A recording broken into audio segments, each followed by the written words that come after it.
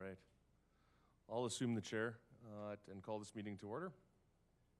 Before we begin anything, we need to do the election of chair and vice chair. You want to do a roll call first? Oh, see, I told you I'd forget something. Thank you. Councillor Carlson. Present. Councillor Croson. Present. Councillor Dodick. Present.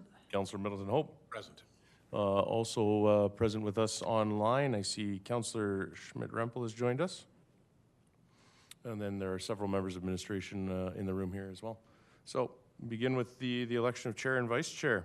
We'll call for nominations for the position of chair.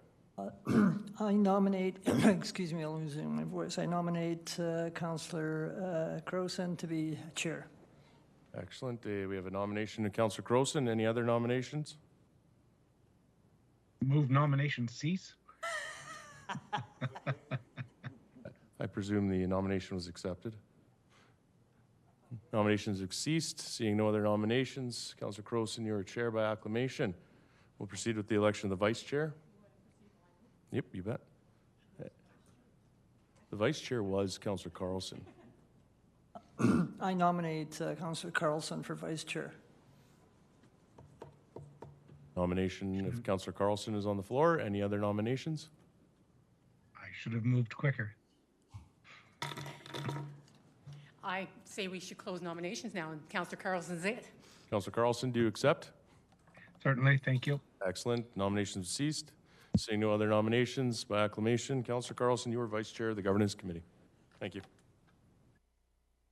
All right, now that we have that done, let's move on with the acknowledgement statement. The City of Lethbridge acknowledges that we are gathered on the lands of the Blackfoot people of the Canadian Plains and pays respect to the Blackfoot people past, present, and future while recognizing and respecting their cultural heritage, beliefs, and relationships to the land. The City of Lethbridge is also home to the Métis Nation of Alberta, Region 3. Our first motion is from Councillor Middleton Hope. It's for the adoption of the agenda. That the agenda of the regular meeting of the Governance Standing Policy Committee of November 24, 2022 be adopted as presented. City Clerk, are there any amendments to this agenda? None. Councillor Middleton Hope? Then I call a question. Been called. All in favor? Excellent. Though Councillor Dodick did ask that we would just add things just for fun. I'm sure you did. Our second motion is from Councillor Dodick. It's the consent agenda. Be it resolved that the minutes of Governance Standing Policy Committee held on Thursday, September 29, 2022 be approved and the chair and clerk designate be authorized to sign the same. Councillor Dodick? No questions, I'd call the question. Question's been called. All in favor? Passes unanimously. Moving us into presentations. We have a presentation that comes from two OBRs that came forward, one on employee health and wellness and one on creating a diverse and inclusive workforce.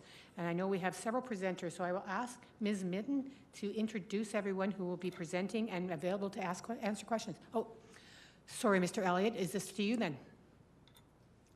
Thank you, Chair. I'll just make a quick few opening comments and then pass it on to Ms. Mitten. Just by way of introduction, as the Board of Directors of our organization, City Council has properly and purposefully shown an interest in the diversity, equity, inclusion, and accessibility of our workforce. This interest, as the Chair has mentioned, has been formalized through an official business resolution directing the City Manager to do some things, including reporting back to Council. Today we are here with our partners to present to the members of Governance SPC work that has been completed, lessons that have been learned, and actions that are planned as we continue forward on our journey. I would now invite Nicole Mitten, our General Manager of People and Culture, to begin the presentation.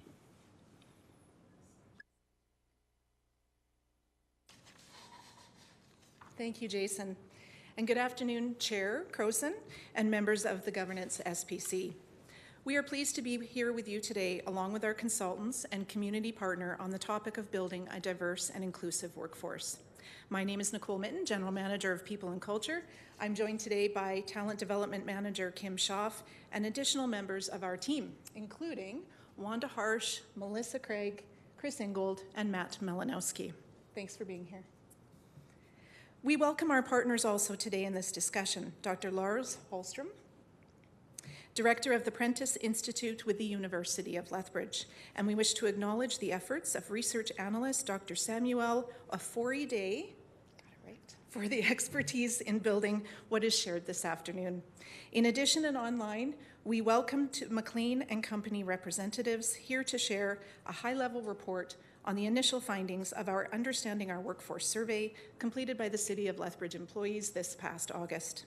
Director of Advisory Services Adrienne Go is online, and Senior Consulting Analyst Roshmi Roy, both with McLean and Company. Go ahead, thank you. Today we share data and information to support an update on the Standing Official Business Resolution 6.2. Next, please. This is creating a diverse and inclusive workforce here at the City, and that we work towards the creation of a municipal workforce broadly reflective of the citizens and our community, that we make certain that we are reporting annually on efforts and achievements, and that we apply an equity, diversity, and inclusion lens to our hiring and employment practices. The path to diversity, equity, and inclusion has been a journey for the City of Lethbridge. It's a long journey. It's not a short game. To date, the City has conducted several DEI surveys across the organization in an effort to collect data and build a strategy, but there was often a low response rate. As an alternative, a DEI strategy project team was formed in 2021 to bring a range of employee representatives together to establish a strategy and framework of DEI priorities. Thanks. However, with COVID-19 impacting the workforce and a lack of employee data, we saw a need to re-engage with our employees this summer to validate the strategy and create an updated action plan. When it comes to learning and development, we have provided employees in all departments access to a blend of in-person and online DEI-related learning opportunities, including unconscious bias, the Kairos blanket exercise, and 50 ways to fight gender bias. Through our learning management system and partnerships, including our Lethbridge Public Library, we continue to add new opportunities for learning. Over the last 3 years, the organization has explored the appropriate level of resources as well to advance key initiatives. This included a DEI specialist term position in 2019 and 2020, and you may recall City Council last year added a permanent position to support the corporation in diversity, equity, and inclusion activities. This position was filled for the first half of this year and is currently vacant and provides a great opportunity to resource plan to meet specific needs and future activities. Which brings us to the benefits, of course, of partnering with others, as DEI work is vast and expertise is, of course, key. To that end, our partners here today are going to share the most recent data and respond to questions you may have. We are grateful for their wealth of experience and time this afternoon with us.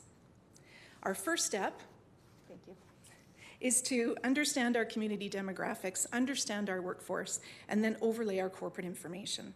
To assist us in these efforts, we worked with the Prentice Institute for Global Population and Economy at the University of Lethbridge. Dr. Samuel Afori-Day is a research analyst with the Prentice Institute and was the author of the report you are about to see. Samuel has a PhD in population health and is a population health researcher and social epidemiologist. And presenting the information today, Dr. Lars Holstrom. Lars is a professor of political science and director of the Prentice Institute since January 2021. He is a public policy specialist. He's been a professor and an endowed chair at St. FX University and was at the University of Alberta as well before coming to Lethbridge. And with that, I welcome Dr. Holstrom.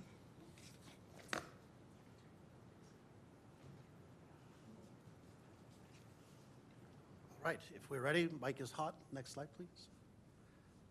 Thank you all for participating and attending today, and I will again acknowledge the work that Sam did in doing the analytics behind this particular project, and again express my thanks to Ms. Schaff and others for actually reaching out to us at the university to provide some supports to the city in this regard. So this is a very quick, high-level comparison and reconciliation of what we call longitudinal long-term StatsCan data with some of the data that were collected here within the city on the ratios and relationships between city employees and the broader city population level dynamics across 4 key EDI indicators. Next slide, please. As you can see here, those 4 indicators are age, gender, ethnicity, and disability. And the basic question is, does the population of the workforce of the city as an employer align with those of the broader population of the city? Next question, or next slide, please. So as I mentioned, we recently had access or gained access through StatsCan to a unique EDI portal, which contains data that were not always available in this format. That only became available still November last month. in October, and Sam was also able to draw from some national level data on disability and, of course, the 2022 survey from the city itself. As is always the case in these kinds of undertakings, the data are what the data are. We are always limited by the parameters, the structures, the questions, and in some cases, even the policies of Statistics Canada. As an aside, I was once told by a Stats Can analyst that if they didn't collect it, we didn't need it. So, and I wish I was exaggerating. So we do have some gaps. We're cognizant of these. This is necessarily a somewhat limited comparison, but it does have some interesting responses for you to consider. Next slide, please. We will go through these in fairly short and quick order. There is quite a bit to process here, so I'll summarize very quickly to give you the key messages up front. In some of these domains or indicators, there is reasonable alignment between the city population and the city employees population. In other areas, there are significant differences or disparities. Those disparities have to be contextualized and interpreted. They are not simply a standalone difference. So as a great example, as you can see here, when we look at age, there is a population, those younger than 25, who are significantly underrepresented in your employee workforce. This is reasonable given the fact that it is the city, given the age of the population that we're looking at, and in reality, we would probably be better off looking at a population of perhaps 22 to 25 in order to engage in some comparison. But there are lots of structural reasons why this number is low. That said, if you look at the other distribution of ages across the city versus the city employees, you do see some asymmetries there as well, particularly for that middle group, those in the ages of 35 to 44. Again, let's contextualize these realities to questions of employability, employment trajectories within the city and public sector type of employment, and of course, just movement and possibly budget-driven attrition that can be happening in lots of public sector environments. Next slide, please. When we look at gender, we again see a bit of a disparity here. In fact, the majority of employees of the city are male. We do have a very small number of non-binary and transgender. In both cases, in this case, they're overrepresented within city employees, but there is a disparity between city employment for women and the comparison in the city of Lethbridge more broadly. That said, there are some trajectories there longitudinally that we want to be aware of. So again, do not immediately read into this and default to, we have to hire more women. This may in fact be true as a policy position, but there are reasons behind some of these differences. Next slide, please. When we look to ethnicity, this is again a space of actually quite significant differentiation between the profile of the city in terms of its workforce and those within the city of Lethbridge itself. As you can see here, the majority of city employees are Caucasian and only 14% are identifying as visible minorities, whereas almost a quarter of the city's population as a whole identifies as a visible minority. And that number has increased consistently over the last 20 years. Next slide, please.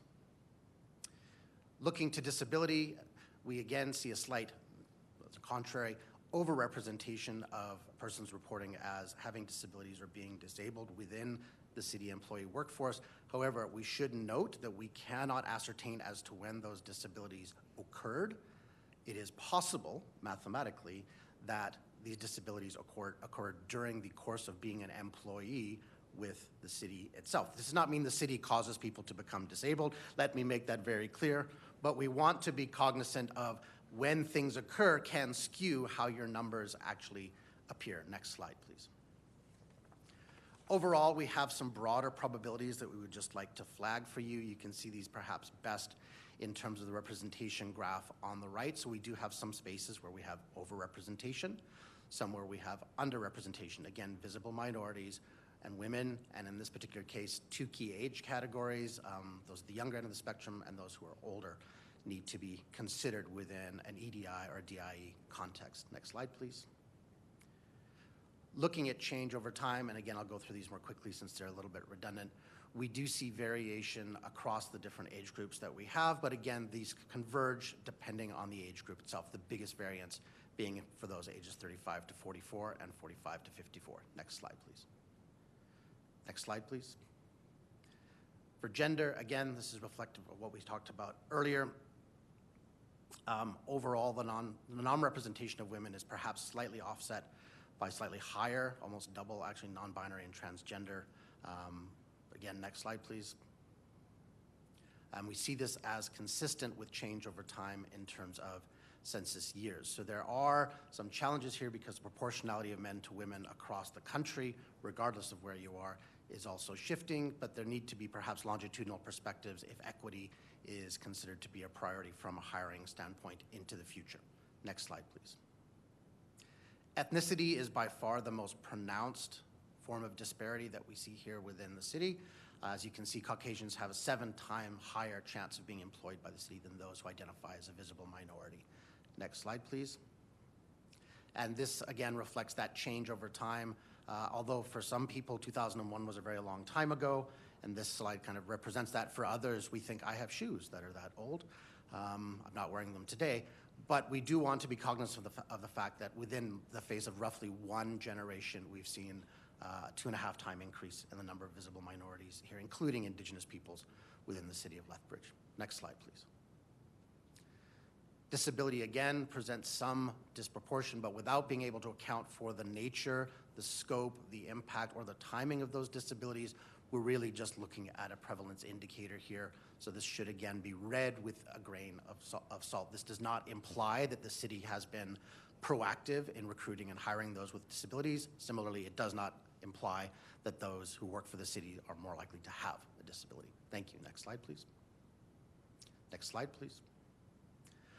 Overall, as I led with, we do see some spaces where if one were to wish to develop a strategy that is oriented on achieving equity and parity between these 4 indicator groups, between city and city employees, there are areas where a longitudinal consideration of change and hiring practices might be beneficial. It is not my role to recommend or suggest where those would be, but as of this date, we do see some gaps, particularly in terms of visible minorities, gender, and age, and those should be considered as part of an EDI undertaking. Thank you very much. Next slide, please.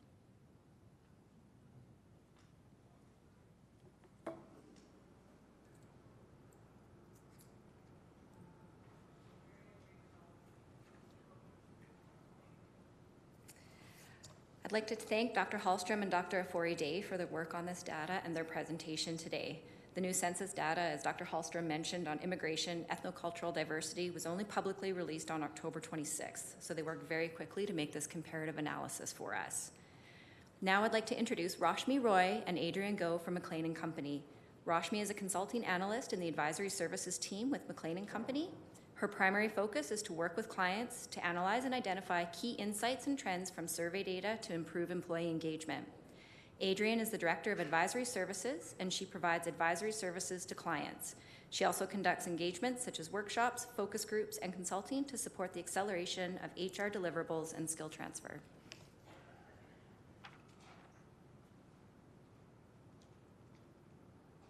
So to begin, what we are looking at is the DEI survey that was run between August 17 to September 2nd, 2022. Moving on to the next slide, please. So what we're seeing here is that the participation percentage was at 43%. And what you see on the slide is the percentage of engaged employees, almost engaged employees, indifferent employees, and disengaged employees. So what you see is that for this year's survey, you have 39.1% engaged employees and 25.6% disengaged employees. On the right, the benchmark that you see is companies across different industries and organizations across different industries, different company sizes. So that's a very average generic score. In terms of comparison, I would always recommend comparing your percentage of engaged employees and disengaged employees with your own results year on year. Moving on to the next slide, please. So the percentage of engaged employees were calculated based on these engagement measure questions. What we did is take the average of scores for each employee and categorize them into one of these 4 levels: engaged, almost engaged, indifferent, or disengaged employees. So overall, by demographic, what we did see is that by age, you're younger than 25 had the lowest percentage of disengaged employees at 7%, and the percentage of engaged employees was also the highest in the same group. Moving on to the next slide, please.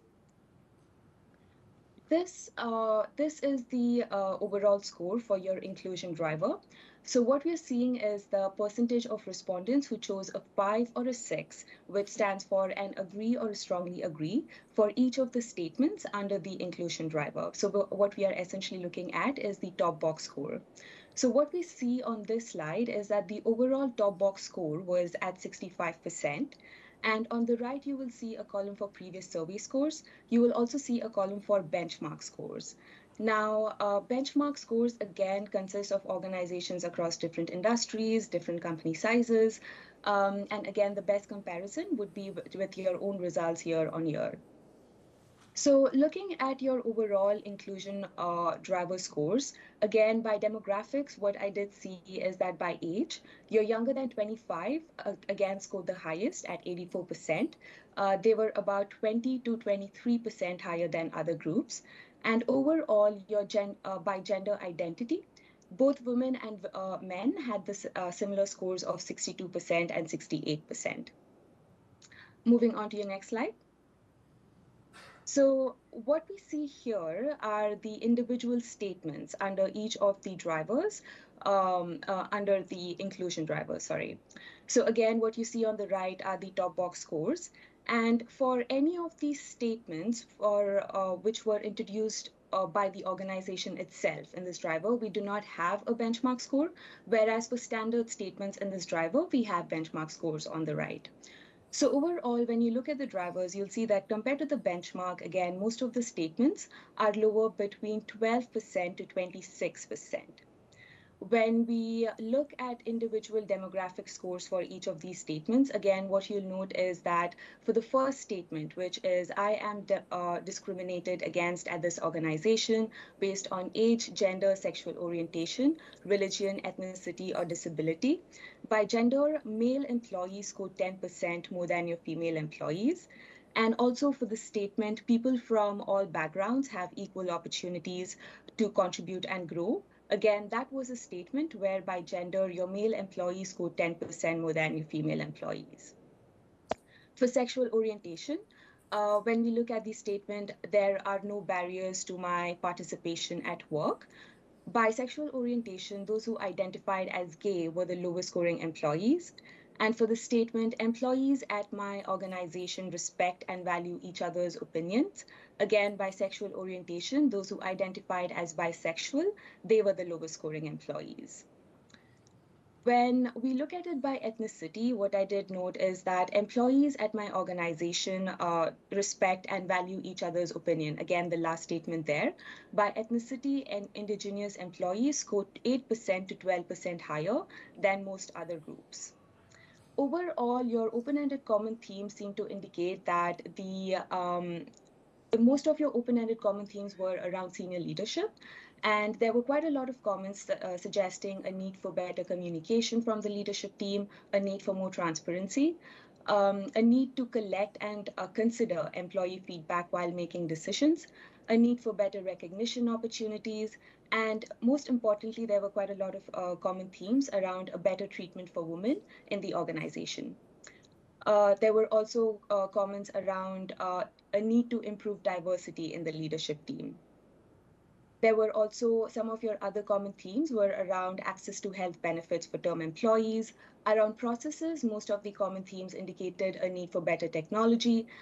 Existing technology is resulting in a need for constant fixes and downtime. And there were also some common themes around a need to improve customer service and also a need for better process for documentation, a need to raise awareness on gender and pronouns. And again, there were quite a lot of comments around concerns around women not getting fair opportunities for growth and other gender barriers at the workplace. With that, we reach the end of the presentation. Wrap up? Anything to wrap up, or are you ready for questions? They're ready for questions. Okay. Thank you, so are we. All right, as this is a standing policy committee, if there's anyone in the public who has anything they wish to speak on this topic, this is your opportunity. Since I think almost everybody in the audience is presenters, I don't think there's anyone in the audience on that. Excellent. So then we'll move next to questions from the committee. If there are any committee members, Councillor Dodick, you are first on the queue. Sorry, thank you. My question is actually to Dr. Hallstrom.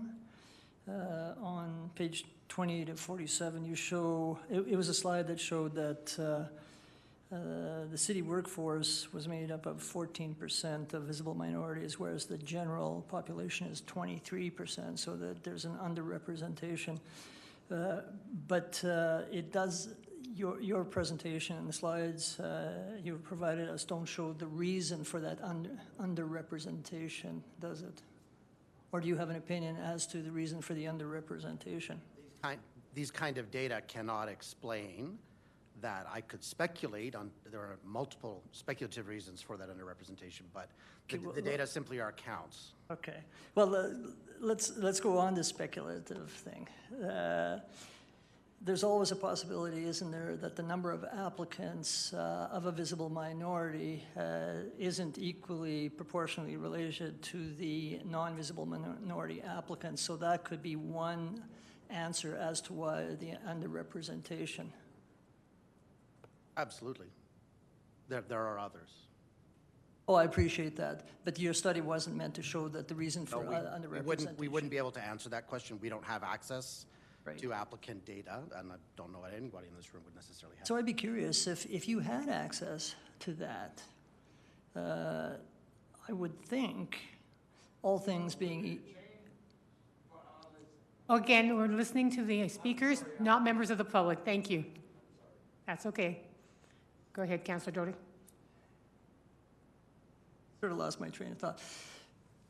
But if you had access to the number of applicants and all things being equal, then you could make, or at least arrive at some sort of conclusion that whether or not the underrepresentation was related to perhaps for reasons that were inappropriate, or that the candidates seeking the position weren't as qualified as the other candidates. In other words, it would have opened up an entire new area for you to be able to examine. Yes, and there's a broader conversation going on, if I may, about what those causes are. Certainly, if people do not apply for a job, they very rarely receive that job. The other question, of course, is particularly as the child of immigrants to this country myself, and of course working with Sam, questions of educational qualifications, how recently they have arrived in the area, what their familial and broader economic obligations may be, including, of course, qualifications to work within the city, depending on the nature of the employment, will all be factors that affect the likelihood of even applying for a job. That's then also structured by the applications and the broader HR strategy that is structuring employment at the departmental or the division level. So there are causes within causes within causes. And so just looking at who applies has to be contextualized to why they're applying and why they're not. Exactly. And by the same token, as you had earlier indicated, the fact that there might be an underrepresentation in visible minorities might be related to a host of other factors, all of which may impact upon each other in ways that we don't know at this moment. See, I'm used to that. When I see someone nod in the courtroom, I say, means yes? I believe it means maybe. Thank you very much. You're not wrong. Thank you, Doctor. I appreciate that. Councillor Middleton Hope.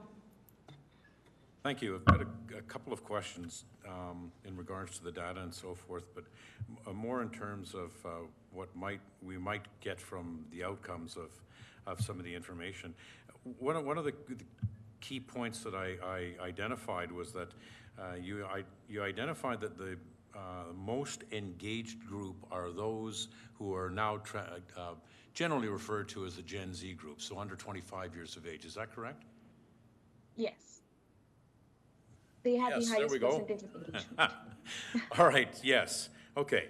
Can you speculate on the rationale? Is this because they're entry level and they are just grateful to have a job with the city and starting on a career, or can you speculate as to what that reason might be? So the fact that your organization saw the same, so this is something that we've been seeing with other organizations as well. What we've been noticing is that the younger than 25 group tends to have a higher percentage of engagement compared to most of your other age groups.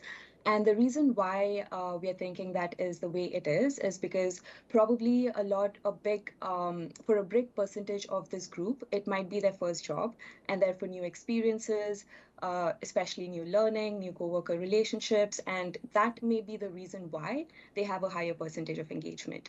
But that being said, we've also seen organizations where this group tends to have a high percentage of disengagement as well. But that, again, comparatively is rarer. Most organizations tend to see that the younger than 25 tends to see a high percentage of engagement. So from a generational perspective, clearly, from our organizational view, it is to try and attract and retain this new generation of employees. However, we really don't have any, we don't have any speculative data in terms of what that might look like 5 years from now, 10 years from now. So suggestions in terms of how are we going to keep them engaged might be appropriate. Thoughts on that? So since it's so different for each organization, when it comes to any suggestions around how to proceed from here, what we always recommend is having conversations with that specific group and trying to understand what is working for them and to continue doing that.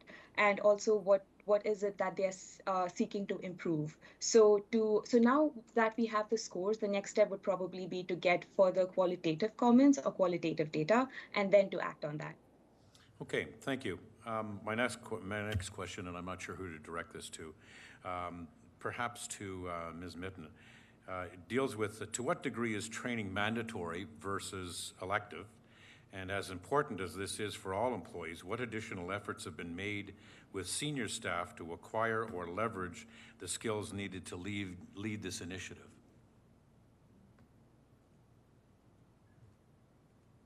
Chair, to Councillor Middleton Hope, thank you for that question, because we would love more mandatory or required training in these fields.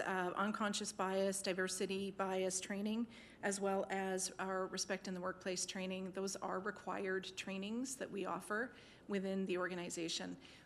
Your question was around leadership. It's for all levels. So our respect in the workplace training came out in May of this year and went out to all departments and all levels. We are to date at 57% of our staff that have participated in that training.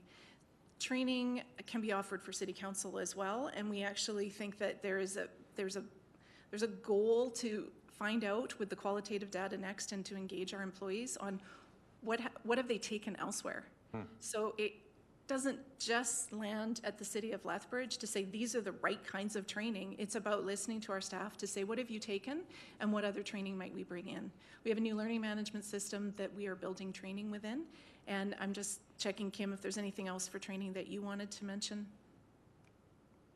Okay, yeah, thank you. Okay, I'll step out of the queue and Councillor Carlson can jump in. Yes, Councillor Carlson, you're next in line. Thank you, Chair Croson. Thank you all for the report and information. Moving maybe to the McLean piece, and so Ms. Roy or Ms. Go, perhaps, and forgive me if I missed it, but you talk about a generic benchmark versus an industry-specific benchmark. What was used here? So for our DEI surveys, the benchmark that you're seeing is a generic benchmark. So we do not have industry-specific benchmarks yet, but yes, so it is definitely a generic benchmark. Okay, thank you for that. Is there a municipal benchmark out there, or is this sort of plowing new ground? No, not yet. Not yet. Okay, thank you. Because yeah.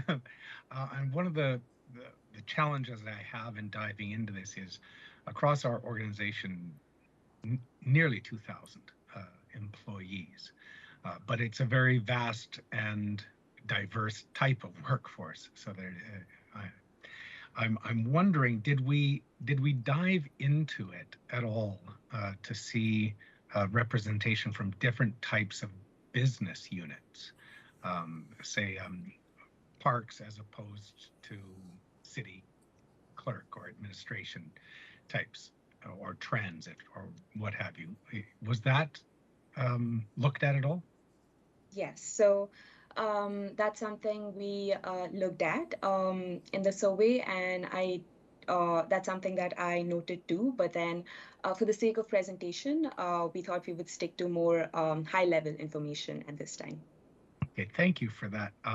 Maybe it's just my curiosity. I'm sure our administration will be diving into more of the details. Were the details provided? I couldn't find any of the data sets or anything in my package, and maybe I missed it. Oh, just a moment, Councillor Carlson. I believe Ms. Mitten has part of that answer. Thank you. Through the chair to Councillor Carlson, great question.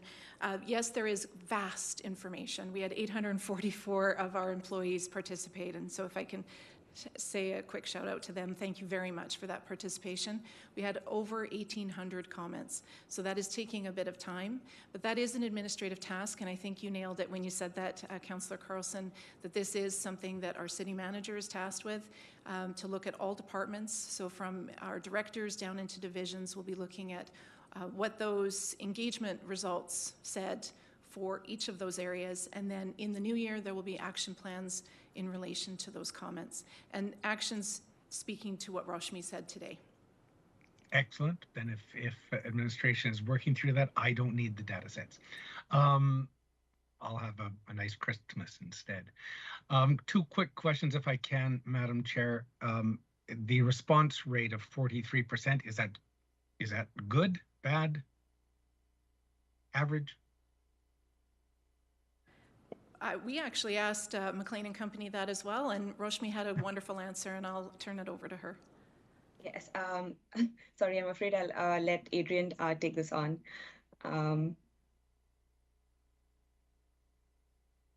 Yeah, it's contextual depending on the industry. And I think the best marker is the previous year upon the previous year.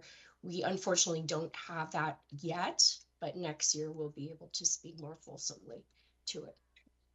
Okay, thank you for that. Final question was, our sort of outside or arm's length employees that are governed by a commission or a board, the police, museum, library, were they included in this survey? I'm assuming from the numbers here that they were.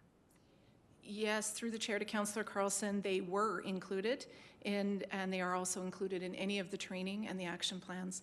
A commission like the Lethbridge Police Service, if they would like any and all, they get access to any and all, but they do not have to take, sometimes departments have additional training that they want to make required. So we have a base layer of required, and then departments can take on more when you look at those commissions, but they were included within the survey process. Thank you. Thank you, Madam Chair. Thank you. So I have a couple of questions. When we look at the age of our workforce, I can completely understand that we don't want child labor, so that 0 to 25 doesn't make it a little bit skewed. But we do have an age force that is starting to age. So I'll ask the city manager, and he can ask one of his designates, do we have appropriate succession planning, apprenticeships, mentorships? Because as our group is aging, are we ready for when retirement comes? Do we have people in place? So I'll start, and Ms. Mitten and Mr. Elliott can pop in after. As far as succession planning and mentorship and talent management, talent development programs, I think there's an opportunity to do more there, and that's certainly something that I've spoken about with people in culture. And so beyond that, I'll turn it over to Ms. Mitten. Thank you very much, City Manager. Last year, the City of Lethbridge implemented a cohort leadership program. It's open to all departments. It included all general managers. They've all taken it, and then it is now for functional managers and supervisors. In addition, we have started on a corporate succession planning strategy. So we have the strategy, and then there's lots of work to be done in this area. When it comes to attraction, you're bang on there. We need to look at what are we doing to attract a diverse and inclusive workforce, and this is included in age and gender as well. When we look at the morale, certainly it's lower than I think any of us were hoping to see in such a survey. We also saw when the budget process that we have high overtime in some groups. COVID has caused burnout. Are we seeing that reflected, or are we seeing a long-term, or do we just not know at this point?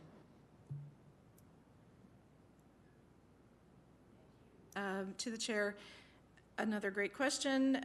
Yes, I understand that the shades of green and the shades of red on that looks like employees either engaged or disengaged, and that's true to the questions that we asked around DEI questions. So I'm really glad you brought it up because this is not a fulsome employee satisfaction survey. When we speak about morale, you'll have pockets, right? You're going to have some teams that may be struggling, but overall, we are seeing increased need for supports, and that is why the talent management strategy was built in 2019, and there's a talent management team that's putting in place the recruitment, the onboarding activities, all the learning and development pieces to assist with morale, to support coaching and to support development. So those pieces are in place, but there is much work that can be done. And when it comes to the COVID and the return to the workplace and pandemic, it has had an impact.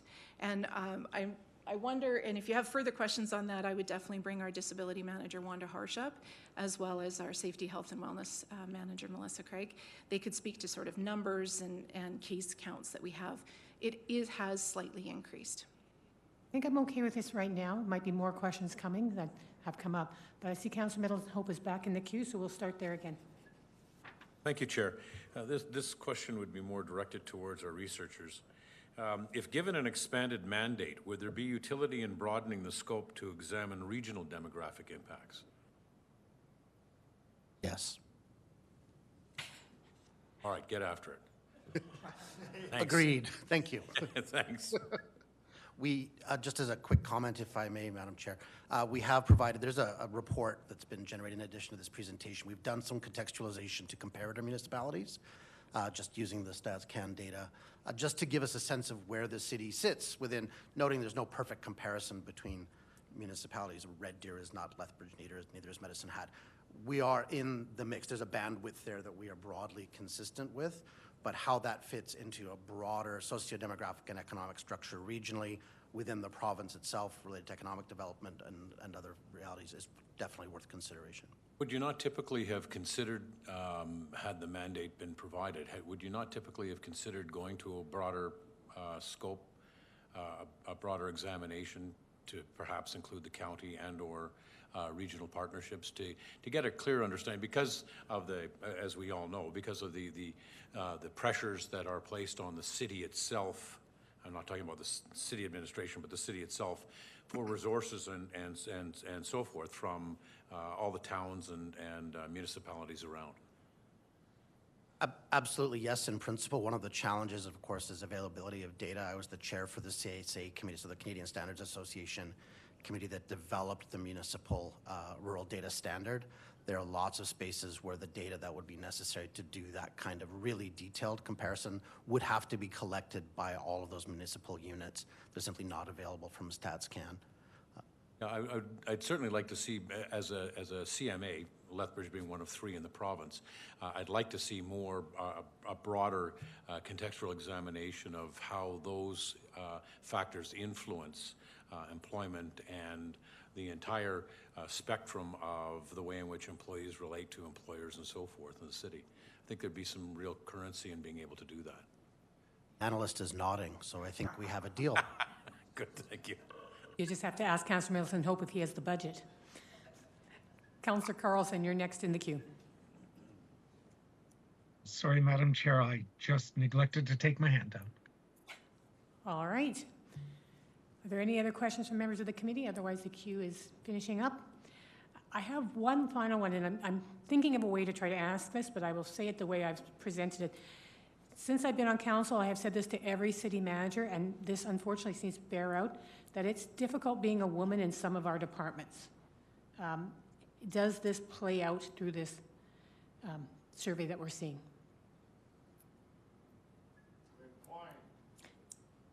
Remember, no communications from the audience. Thank you.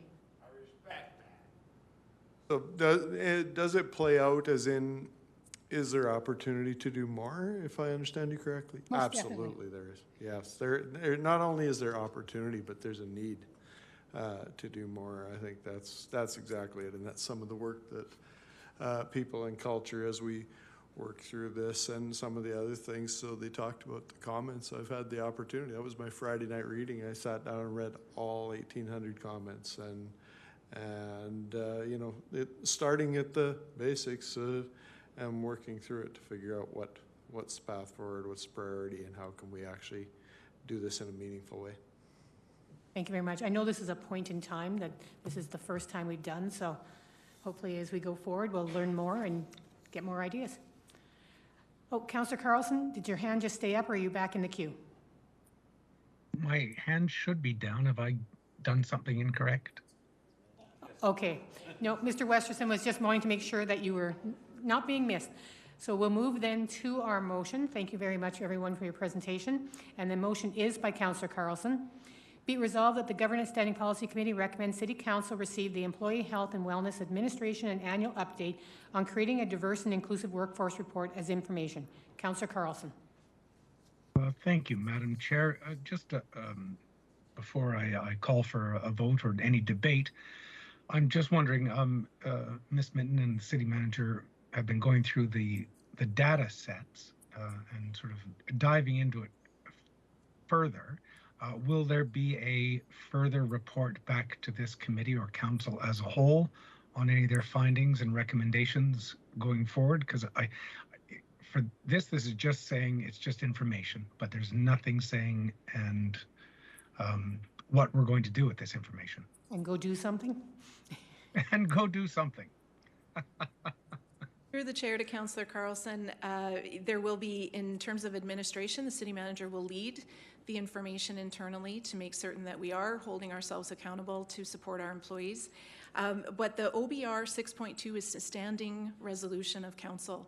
And so every year, People and Culture, and hopefully our partners, if willing, will be here to give you an update about growth within this area.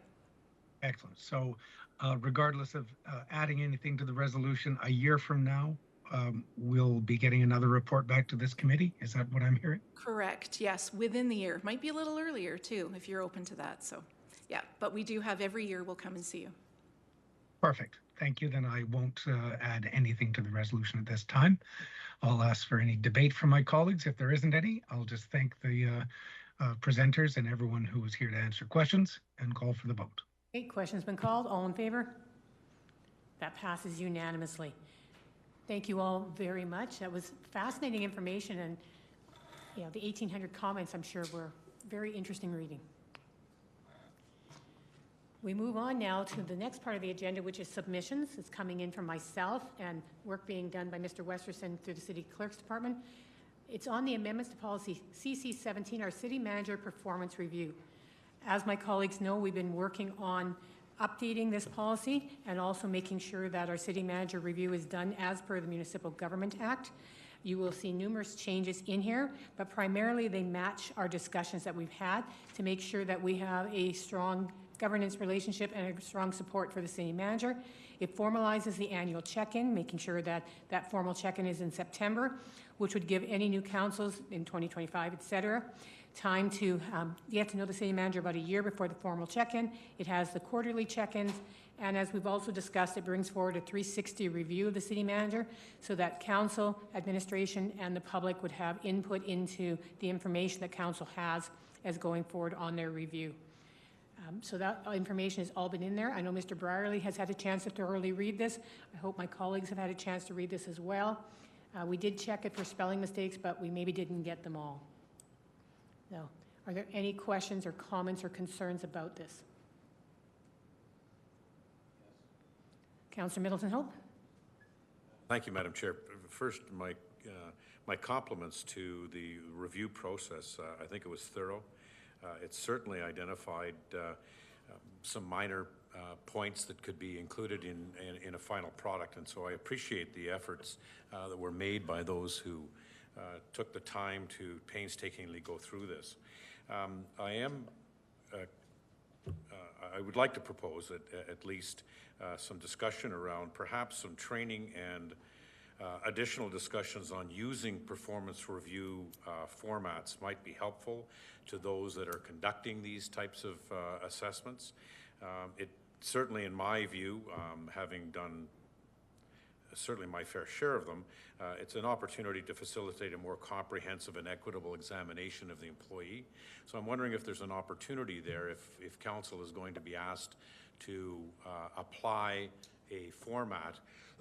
There might be some currency in providing some training to members of council to understand how the intent is of applying this particular form to a performance review of an employee. In this case, the city manager. So we are the SPC that brings forward professional development opportunities for our colleagues. So we could ask Mr. Westerson to look into whether there is that kind of training. Mr. Elliott, you may well know as well. Is that kind of training available? I'm sure staff must get some training in how to evaluate theirs. Management must get training. Does it exist in the city, or will we look outside? Yes, thank you to the chair and members of SPC. We certainly could help facilitate either providing that training or sourcing someone who could provide that training, because as Councillor Middleton Hope indicates, it is, if it's not something that you do regularly, that it can be a bit of an art to ensure that you're making it an effective process for both, in this case, the city manager and for members that are participating in the evaluation itself. For everyone's benefit. Any idea how long? If we said, could you bring it back by March, because we would be doing it formally by September again? Sure, we could look into it right away and just report back, even informally, what that timeline might look like. Okay, Councillor Middleton Hope, does that answer your? Yeah, I think it does, Madam Chair. I appreciate that, because I think it's essential for us to be able to, A, be on the same page, B, have a keen understanding for what the expectations are, and then C, I think being able to apply that to a performance review that actually provides for a fulsome examination of performance. And I, again, as Mr. Elliott has indicated, it's not a process that we do very often, and some of us around the table perhaps have not lots of experience in that area, but even those of us that have lots of experience in doing performance evaluations, it is a time-consuming, if not complex process, and I think training to ensure that we are all on the same song sheet might be appropriate. So I appreciate that. Thank you. And to add to that, I know the city clerk before the last election asked city councillors what training the next council needs. It might be something to suggest that they get trained in before they do their first review after the next election. Something to put into the calendar ongoing so that the next council doesn't have to think of this themselves. Councillor Carlson. Thank you, Madam Chair. I too like to just extend my thanks for the work on this. It does reflect materially the direction City Council wanted to go. A couple quick questions, please.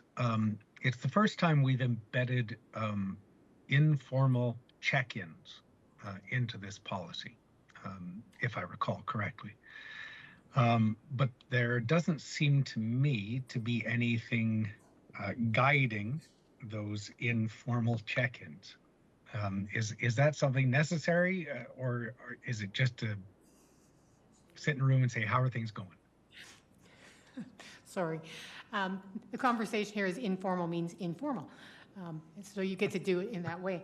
You're right, it does not exist in the older policy. It is something that this council is suggesting move forward because only a once-a-year checkup, when you do it formally, the MGA only requires that, but there's a lot that can be missed in the meantime if you don't have some sort of mechanism, and that's the only reason that was implemented in there, is just don't lose that relationship you have with your city manager. This is a way we suggest moving ahead. Okay, thank you. Our next one is coming up next month. Exciting. In performance review, I think it's bullet 2. It speaks about the appendix, which is basically your forms that we fill out. It says that they'll be substantially. What is the word that you use? They will have substantial conformance. Is there if the policy, if the forms change, either non-substantially or substantially, does the entire policy have to be changed, or can we just swap out the appendix without a change in policy? I'll let Mr. Westerson confirm, but the reason we did it as an appendix is so that you can make the changes as necessary.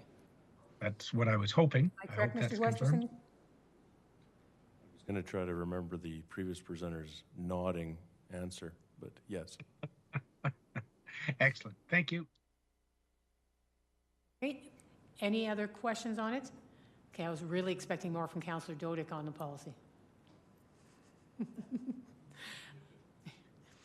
So this would be recommended to go forward to council on the 13th of December, which gives everyone sufficient time, hopefully, to go through it if there's anything missed or anything that you change your mind on before it goes to council officially.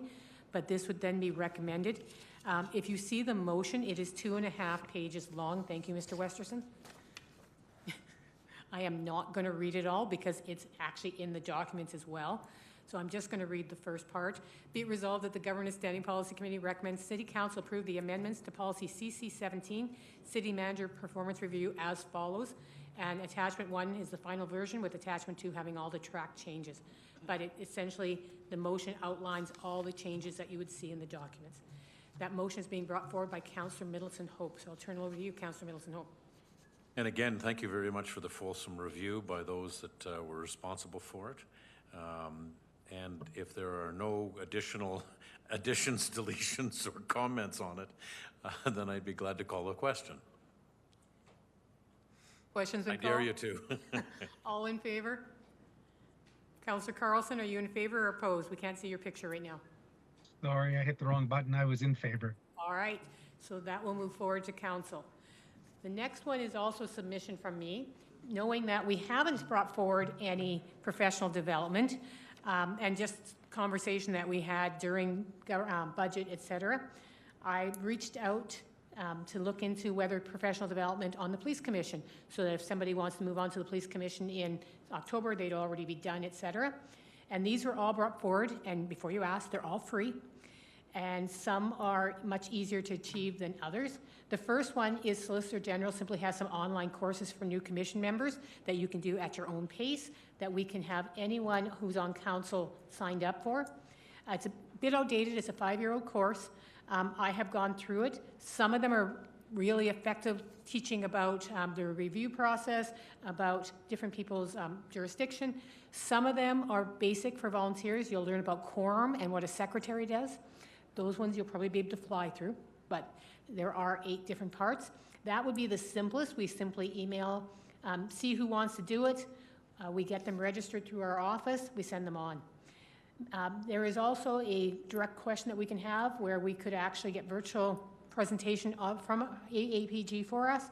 And then there's also an orientation that's 1.5 hours that they usually do at the conference that we could do virtually to Lethbridge Council. These are merely suggestions, but it is our responsibility to do professional development. I was thinking we bring these forward to our colleagues. They can choose to do or not, but at least the opportunity is there. Councillor Carlson, you're first in the queue. Oh, my hand is, there must be something wrong with my computer. My hand has not been raised, but I'll just ask. Are item 1 and item 3 very similar in scope and information, but one is sort of self-guided and the other is sort of presentation, question and answer, sort of more active participation? I think it would depend on how much knowledge the people in the room have, because I mean, if you had done 1 already, it would probably change how you do 3. So I don't think they're exact duplicates, but I think they could be complementary. If you all took 1 and go, we have more questions, we could arrange 3. Okay, thank you. Okay. Councillor Middleton Hope. Thank you, Madam Chair, and I certainly support the initiative that you brought forward. I think it's important. From a personal perspective, I have gone through these courses, and although I have 30 years of experience, I can certainly tell you that they are challenging. So there is certainly some utility in any member of council who is interested in moving on to the commission, and perhaps even from a broader perspective, any of the other boards, commissions, or committees that we have. If there's a way to provide upfront learning opportunities for members of council, I'm certainly in favor of that. So thank you very much for bringing that forward. So the motion we have is just to do it as information, but do we want to recommend one of these moving forward to council? And my recommendation would be one. They're only an hour to an hour and a half for each one. The ones that are really basic, you can get done in half an hour. People can go at their own pace, and then they can see if they have more questions afterwards.